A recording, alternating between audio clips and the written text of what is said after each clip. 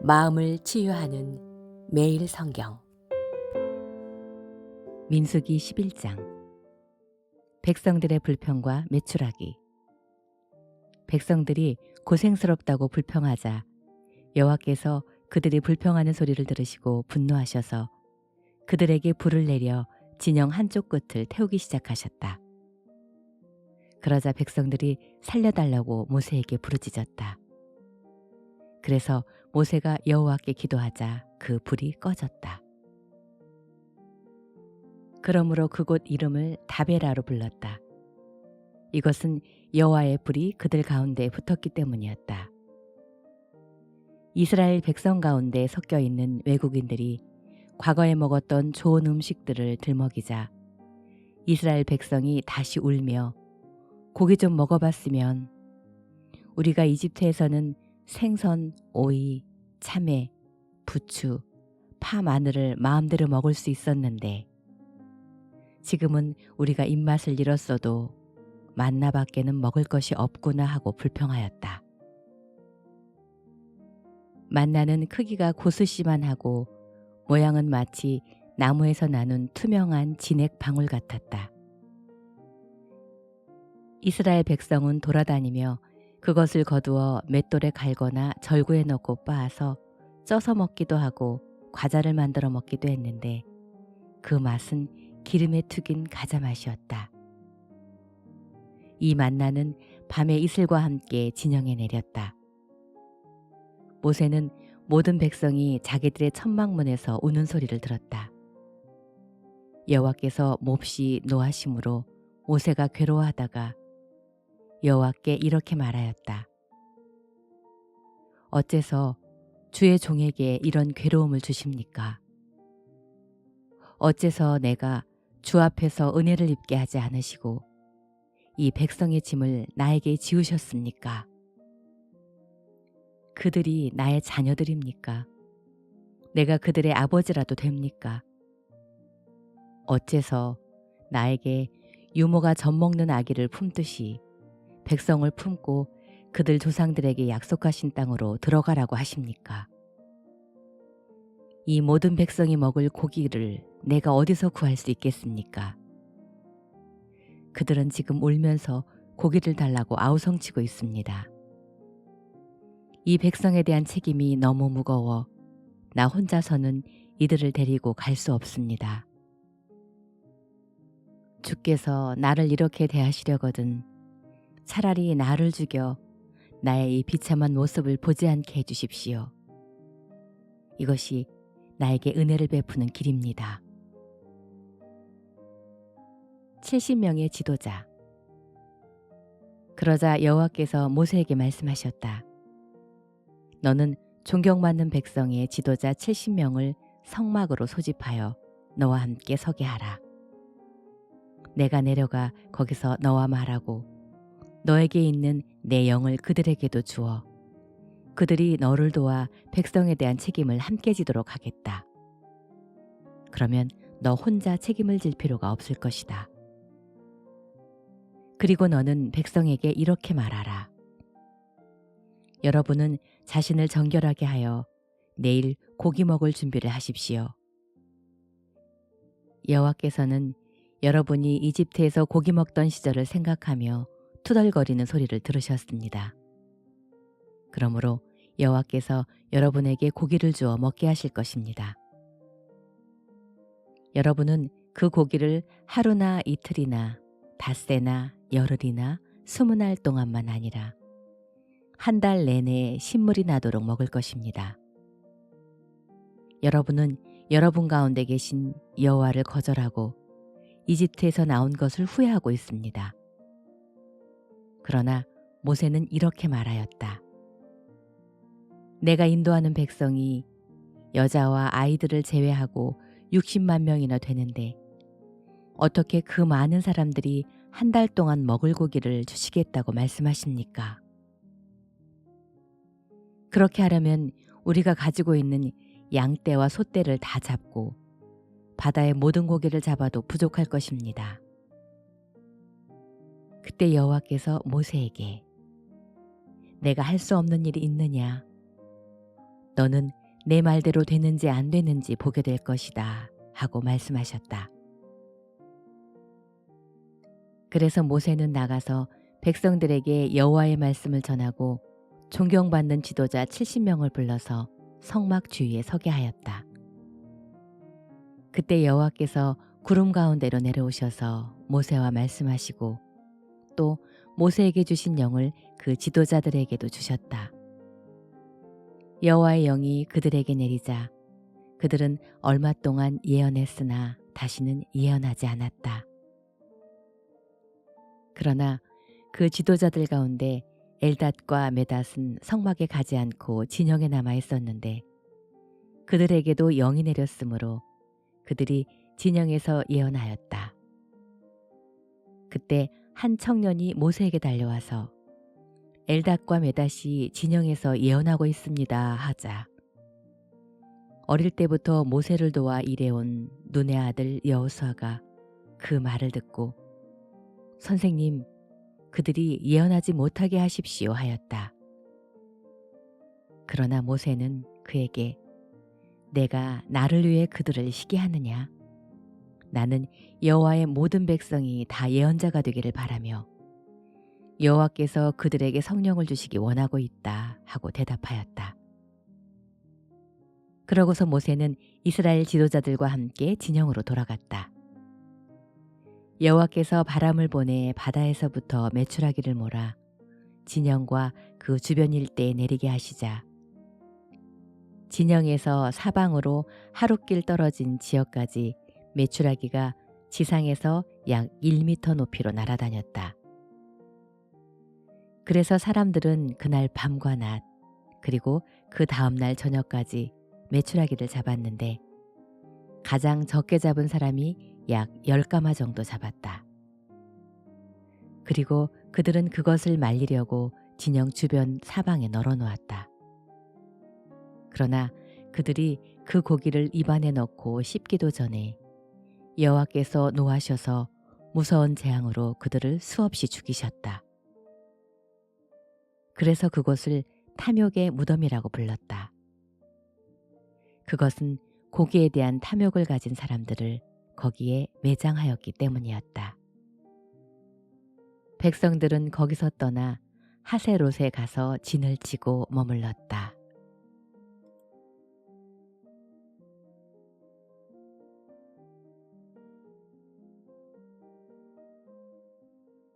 시편 47장. 세상의 왕이신 하나님, 고라 자손의 시, 성가대 지휘자를 따라 부른 노래. 너희 모든 백성들아, 손뼉을 치며 즐거운 소리로 하나님을 외쳐라. 가장 높으신 여호와는 두려워해야 할 분이시니 그는 온 세상을 다스리는 위대한 왕이심이라.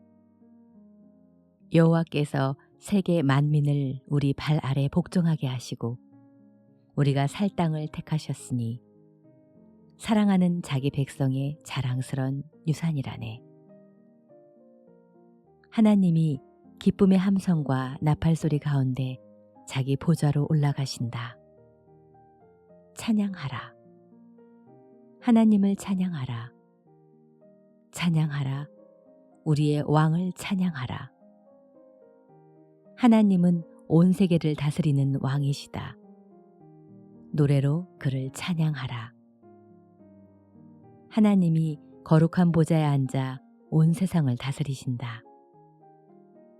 이방 나라 통치자들이 모여서 아브라함의 하나님의 백성이 되는구나. 세상의 모든 왕들이 하나님께 속했으니 그가 크게 높임을 받는구나. 시편 48장. 하나님의 성 시온. 노래로 부른 고라 자손의 시. 여호와는 위대하심으로 우리 하나님의 성, 곧 그의 거룩한 산에서 높이 찬양을 받으실 만하다. 위대한 왕의 성, 북방에 있는 시온산은 그 터가 높고 아름다워 온 세계에 기쁨을 주는구나. 하나님은 자기가 예루살렘의 요새 되심을 보여주셨다. 왕들이 합세하여 진격해 왔으나 그들이 예루살렘을 보고 놀라 허겁지겁 달아났다. 무서운 공포가 그들을 사로잡으니 그들의 고통이 해산하는 여인의 진통 같구나. 하나님이 동풍에 부서진 다시스의 배처럼 그들을 파멸시키셨다네. 우리가 하나님이 행하신 일을 듣기만 했는데 이제는 우리가 전능하신 여호와 우리 하나님의 성에서 그것을 보았다. 하나님이 이 성을 영원히 안전하게 하시리라. 하나님이시여, 우리가 주의 성전에서 주의 한결같은 사랑을 생각합니다. 하나님이시여, 주의 이름과 같이 주를 찬양하는 소리도 땅 끝까지 미쳤으니 주는 정의로 다스리시는 분이십니다. 주의 판단 때문에 시온산이 즐거워하고 유다 성들이 기뻐합니다. 너희는 가서 시온성을 돌아보고 망대가 몇 개나 되는지 세어보아라. 그 성벽을 주의 깊게 보고 궁전을 살펴서 다음 세대에 전하라. 이 하나님은 영원히 우리 하나님이시므로 우리가 죽을 때까지 우리를 인도하시리라. 이사야의 예언. 이사야 1장. 이것은 우시야와 요담과 아하스와 히스기야가 유다 왕이었을 당시 아모스의 아들 이사야가 유다와 예루살렘에 관해서 본 환상이다. 거역하는 백성. 하늘이여 들어라. 땅이여 귀를 기울여라. 여호와께서 말씀하신다. 내가 기른 자식들이 나를 거역하였다. 소도 자기 주인을 알고 나귀도 자기 주인의 구유를 알건만은 이스라엘은 알지 못하고 내 백성은 깨닫지 못하는구나. 슬프다. 범죄한 나라여. 부패하고 악한 백성이여. 너희가 여호와를 저버리고 이스라엘의 거룩하신 하나님을 배신하였다. 너희가 벌을 더 받고 싶은가? 어째서 계속 거역하느냐? 너희 머리는 병들었고 마음은 약해졌으며 발바닥에서 머리끝까지 하나도 성한 것이 없이 온통 상하고 터지고 맞은 자국뿐인데도 너희는 짜내고 약을 바르며 붕대를 감는 치료를 받지 못하였다. 너희 땅은 황폐하였고 너희 성들은 잿더미가 되었으며 외국 사람들이 너희가 지켜보는 데서 너희 토지를 빼앗아 황무지로 만들었고 겨우 예루살렘만 남아 포위를 당한 채 포도원이나 오이밭의 원두막처럼 되었다. 만일 전능하신 여호와께서 일부 생존자를 남겨두지 않으셨더라면 우리는 소돔과 고모라처럼 되었을 것이다. 예루살렘아, 너희 관료와 백성들이 소돔과 고모라 사람들 같구나. 여호와께서 하시는 말씀을 들어라. 우리 하나님의 교훈에 귀를 기울여라. 너희 수많은 재물이 나에게 무슨 소용이 있느냐? 나는 너희가 숫 양이나 짐승의 기름으로 드리는 재물에 이제 실증이 났다. 나는 숫송아지나 어린 양이나 숫 양의 피를 기뻐하지 않는다. 누가 너희에게 그런 것을 가져오라고 하였느냐? 너희는 내 마당만 밟을 뿐이다. 너희는 무가치한 재물을 더 이상 가져오지 말아라. 너희가 분향하는 것도 나는 싫어졌다. 너희가 초하루와 안식일과 그 밖의 명절을 지키고 종교적인 모임을 가지면서도 악을 행하는 것을 내가 참아 볼 수가 없구나. 너희가 지키는 초하루와 그 밖에 지정된 명절을 내가 싫어하는 것은 그것이 오히려 나에게 짐이 되어 내가 감당하기에도 지쳤기 때문이다. 너희가 하늘을 향해 손을 들어도 내가 보지 않을 것이며 너희가 아무리 많이 기도할지라도 내가 듣지 않을 것이다. 너희 손에는 죄 없이 죽은 사람들의 피가 잔뜩 묻어 있다. 너희는 자신을 씻어 깨끗이 하고 내 앞에서 너희 악을 버리고 죄된 생활을 청산하라. 선하게 사는 법을 배우고 정의를 추구하며 학대받는 자를 도와주고 고아를 보호하고 과부를 위해 변호하라. 여호와께서 말씀하신다. 오너라, 우리 허심탄회하게 이야기해보자. 너희 죄가 주홍 같을지라도 눈과 같이 희게 될 것이며 진홍같이 붉을지라도 양털처럼 될 것이다.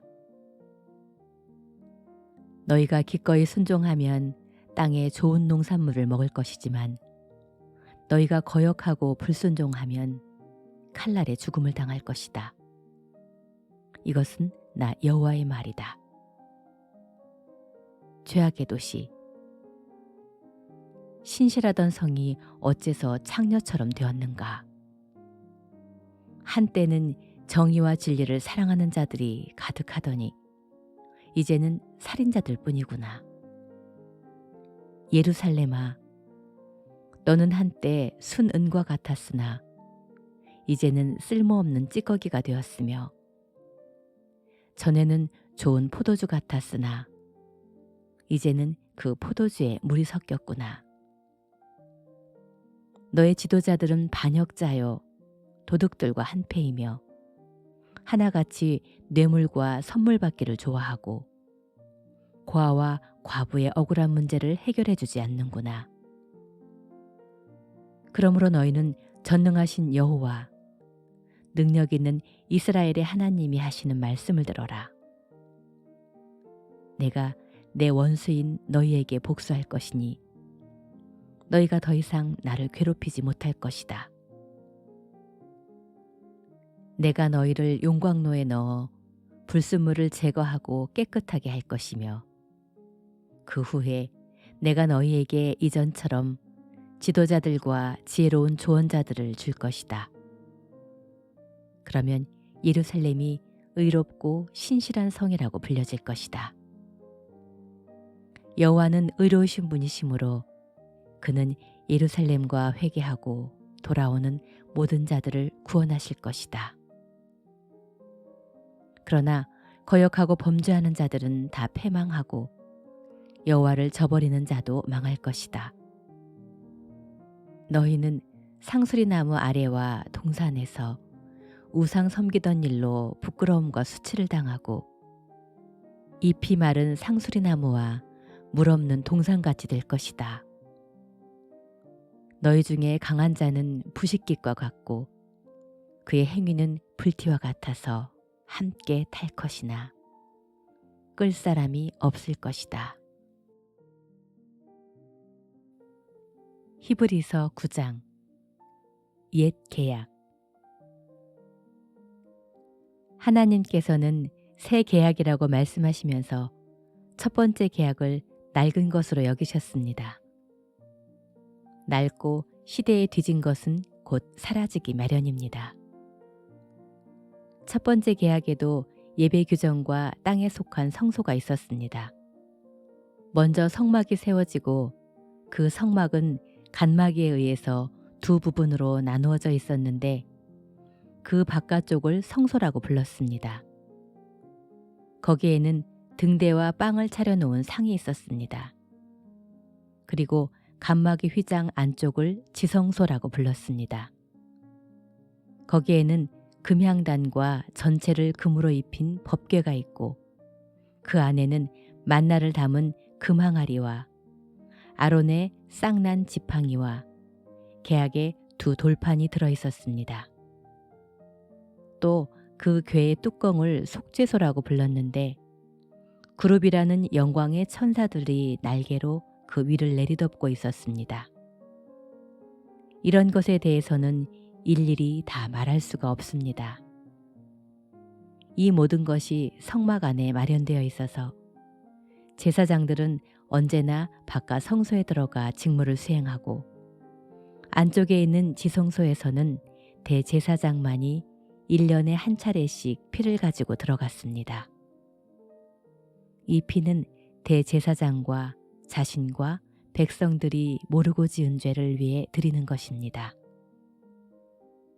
이것으로 성령님은 바깥쪽에 성소가 세워져 있는 동안에는 지성소로 들어가는 길이 아직 열리지 않았다는 것을 보여주신 것입니다. 이 성막은 현 시대를 위한 비유입니다. 이 제도에 따라 예물과 제사를 드리지만 이것이 예배드리는 사람의 양심을 깨끗하게 할 수는 없는 것입니다. 그것들은 다만 먹고 마시는 것과 몸을 씻는 여러 가지 외적인 의식에 불과한 것으로서 새로운 제도를 세울 때까지만 적용되는 규정들입니다. 새 계약.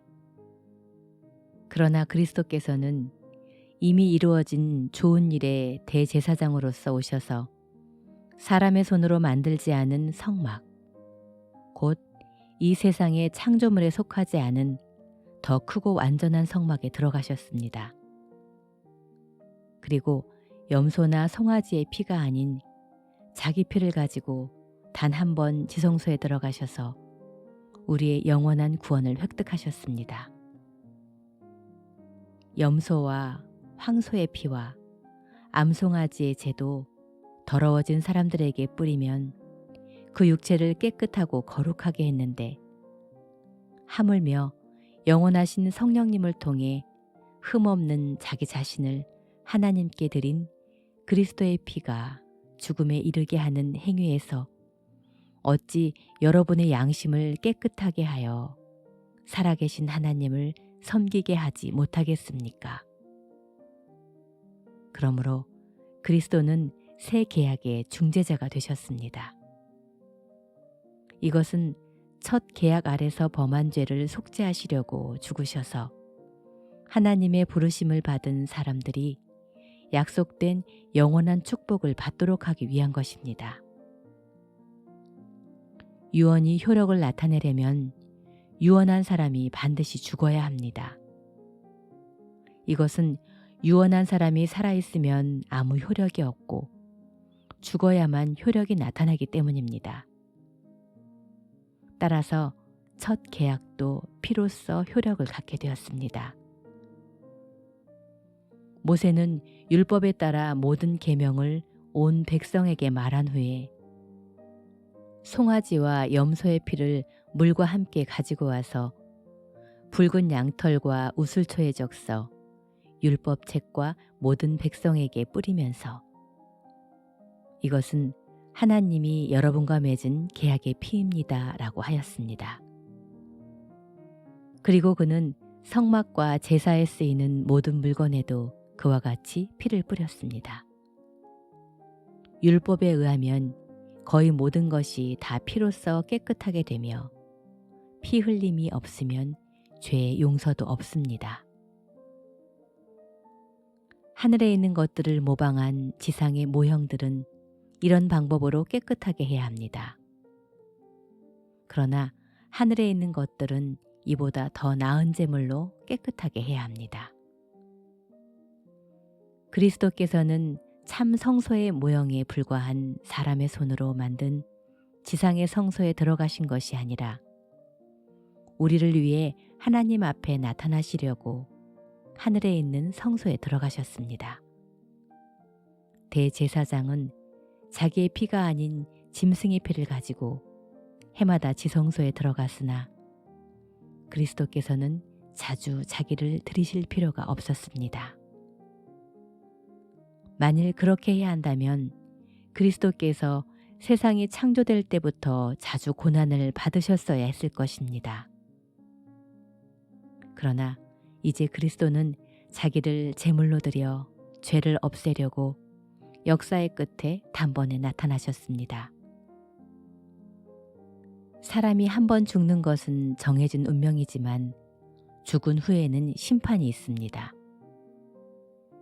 이와 같이 그리스도께서도 많은 사람의 죄를 없애려고 단번에 희생의 제물이 되셨습니다.